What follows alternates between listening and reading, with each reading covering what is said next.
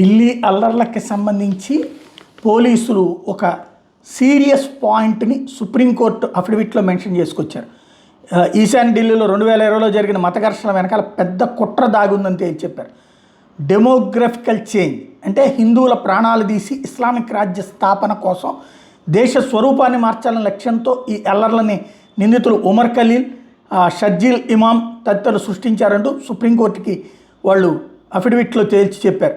వాళ్ళ బెయిల్ పిటిషన్లు తిరస్కరించాలంటూ గురువారం కౌంటర్ అఫిడవిట్ని సమర్పించే సందర్భంలో ఈ పాయింట్ చెప్పుకొచ్చారు. భారత్ పర్యటనలో భాగంగా అమెరికా అధ్యక్షుడు డొనాల్డ్ ట్రంప్ దేశ రాజధానిలో ఉన్న సమయంలోనే అక్కడ మత అల్లర్లు రేపాలని నిందితులు కుట్ర చేశారని, వాళ్ళ చాట్ మెసేజ్లో ట్రంప్ పేరు కూడా రికార్డ్ అయిందని అఫిడవిట్లో పోలీసులు గుర్తు చేసుకొచ్చారు.